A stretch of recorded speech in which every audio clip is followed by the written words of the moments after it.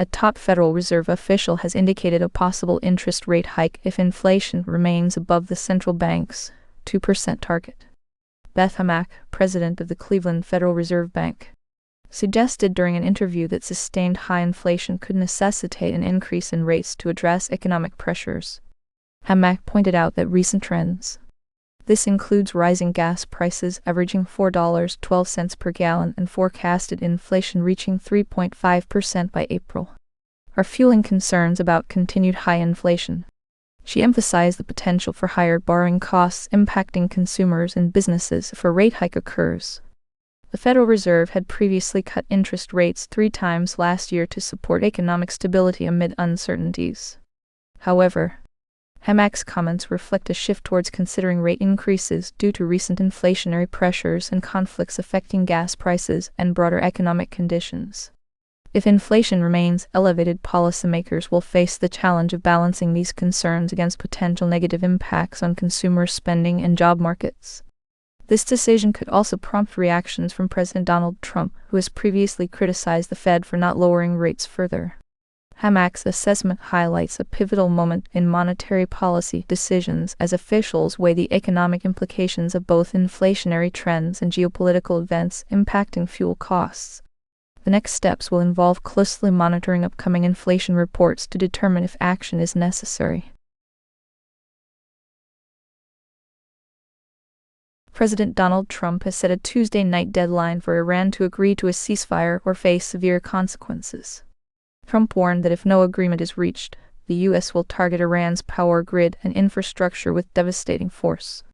Meanwhile, Al-Tiqol Ibrahim Zulfiqari of the Iranian military stated that Tehran will retaliate against Israel and Gulf nations if the demands for a ceasefire are not met by Tuesday night. The conflict has already resulted in 23 Israeli civilian casualties since its outset, highlighting the risk to regional stability. The Strait of Hormuz, through which about 20% of the world's oil flows, remains a critical point of contention. Diplomatic efforts from nations like Pakistan and Turkey have been rejected by Iran, leaving little room for immediate resolution. On Saturday, U.S. forces successfully completed an intricate mission to rescue American aviators shot down during recent skirmishes. The operation involved over 150 aircraft and showcased the extent of military readiness on both sides amid heightened tensions. As Tuesday's deadline approaches, the international community watches cautiously, anticipating further developments in what could be a significant escalation in the U.S.-Iran conflict. President Donald Trump has reiterated threats to bomb Iranian civilian infrastructure if a diplomatic deal is not reached by tonight's deadline. The foreign ministry in Tehran has responded cautiously, dismissing ceasefire proposals and advocating for diplomacy without ultimatums.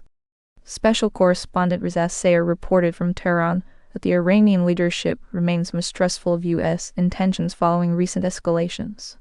Pakistan proposed a 45-day ceasefire to facilitate negotiations. However, Iran rejected it due to concerns over potential retaliation after any truce is called. Tensions have continued to rise since early this year, with mutual distrust between both sides over potential diplomatic resolutions. The Strait of Hormuz remains a key point for Iran as leverage in the ongoing conflict.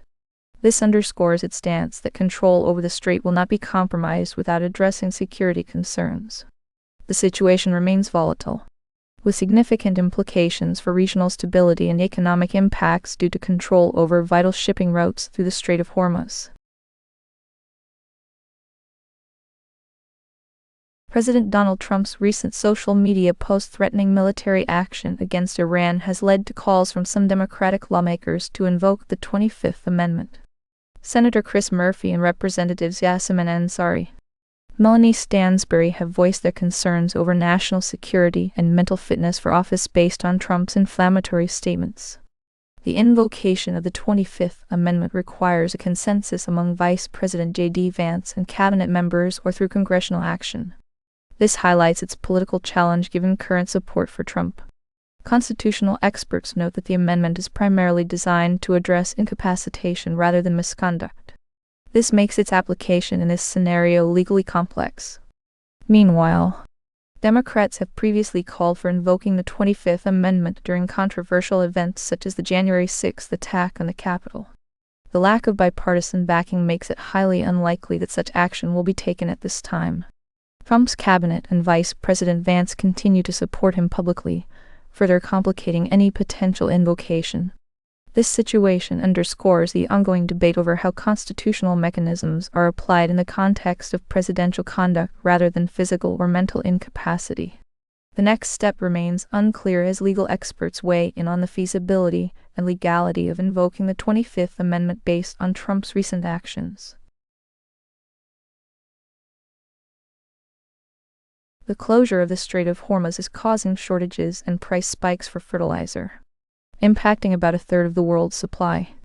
This critical issue is affecting farmers during the crucial spring planting season. Agriculture Secretary Brooke Rollins reports that 80% of U.S. farmers secured their fertilizers last fall before the conflict began. However, those who did not pre-purchase are facing severe cost increases, potentially leading to reduced crop yields and higher food prices. Farmers like Russell Boning from Texas and Lance Lillibridge in Iowa are struggling with the sudden price hikes. These have risen by as much as 40% since before the conflict. Many farmers who did not pre-purchase fertilizer this year are considering cutting back on crop production due to financial constraints. The ongoing geopolitical conflicts exacerbate existing challenges such as inflation and tariffs on agricultural inputs. Caitlin Welsh, director of the Global Food and Water Security Program at CSIS, explains that high energy prices further compound these issues, potentially leading to long-term changes in farming practices and increased food insecurity in importing countries. The 4-astronaut crew of NASA's Artemis Roman 2 mission has set a new distance record, traveling farther from Earth than any previous human mission. On April 6, 2026, the spacecraft completed a 7-hour lunar flyby around the far side of the Moon. This marks one of the most anticipated parts of the mission. The crew consists of Reid Wiseman, Commander Christina Koch, and 2 other astronauts, including 1 Canadian. During this historic journey, they faced challenges such as issues with the space toilet, but successfully overcame them to continue testing critical systems for future missions. Reid Wiseman took a moment during the flyby to honor his late wife, Carol, by naming a crater after her. This gesture highlights not only the personal impact of space exploration on families, but also the emotional significance of the mission beyond its scientific achievements. NASA's Artemis Roman 2 marks a significant step towards establishing sustained human presence on the Moon and serves as a crucial test for future deep space missions like potential Mars exploration. The success of this flyby ensures that systems are safe, reliable, functional for upcoming plans to land humans on the Moon by 2028. Meanwhile, challenges remain in terms of funding and system reliability. Today's record-breaking achievement underscores the importance of continued investment in space technology and exploration. The U.S. Education Department has terminated agreements with 5 school districts and a college to uphold rights and protections for transgender students. This decision reflects the current administration's stance on limiting transgender youth's participation in girls' and women's sports and access to shared facilities. Assistant Secretary of Civil Rights Kimberly Ritchie announced this move, which affects schools in Delaware, Washington, Pennsylvania, California, and involves Taft College. The agreements were previously established under former administrations to ensure compliance with federal civil rights law for transgender students.